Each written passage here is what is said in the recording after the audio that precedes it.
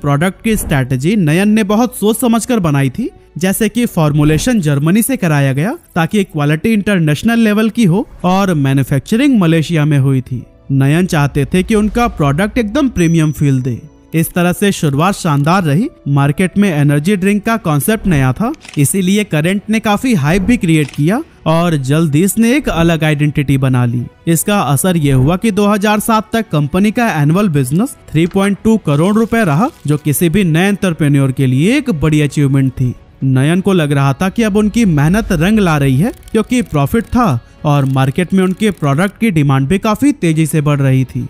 लेकिन दोस्तों, बिजनेस की दुनिया अनप्रेडिक्टेबल होती है, कब ट्रेंड बदल जाए पता ही नहीं चलता और करंट के साथ भी कुछ ऐसा ही हुआ।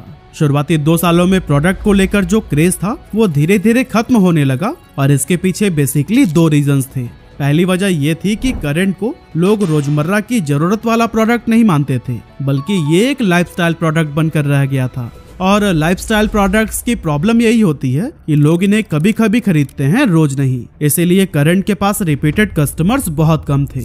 दूसरी वजह ये थी कि करंट एक प्रीमियम एनर्जी ड्रिंक थी जिसकी कीमत थी 75 रुपए पर कैन। अब हम सभी को पता है कि इंडियन कस्टमर्स प्राइस सेंसिटिव होते हैं, इसीलिए 10-20 रुपए में अपनी पसंदीदा चाय कॉफी पीने वाले लोगों को नयन एनर्जी ड्रिंक पीने की आदत नहीं लगा पाए। इसका असर ये हुआ कि 2009 आते आते कंपनी की सेल्स इतनी ज्यादा गिर गई थी कि इसका एनुअल रेवेन्यू सिर्फ 60 लाख रुपए रह गया। ऊपर से अब उन्हें रेडबुल जैसे ग्लोबल जायंट से भी टक्कर मिलने लगी थी, इसीलिए उन्होंने इस वॉर में शामिल होने से बेहतर क्विट करना ही समझा।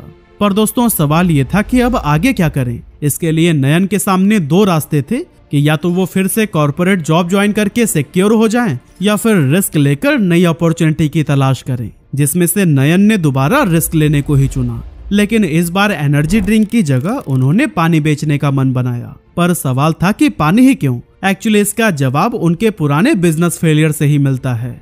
असल में करंट एक एसेंशियल प्रोडक्ट नहीं था, इसीलिए इसके रिटर्निंग कस्टमर्स न के बराबर थे। इसी से ही सबक लेकर नयन इस बार एक ऐसा प्रोडक्ट चाहते थे जिसकी जरूरत अमीर या गरीब हर किसी को हो, और ऐसे में पानी से अच्छा भला क्या ही हो सकता था।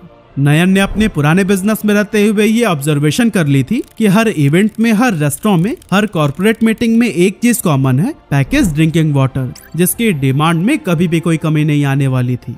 हाँ, मार्केट में पहले से ही बिस्लरी, किनले, किंगफिशर और एक्वाफिना जैसे बड़े नाम मौजूद थे, लेकिन ये सारे ब्रांड्स ज्यादातर अफोर्डेबल वाटर बॉटल्स के लिए जाने जाते थे, जबकि प्रीमियम वाटर का एक साफ सुथरा सेगमेंट अब भी खाली पड़ा हुआ था। और इसीलिए नयन ने डिसाइड किया कि वो यहीं से अपना गेम शुरू करेंगे, क्योंकि कॉर्पोरेट इवेंट्स और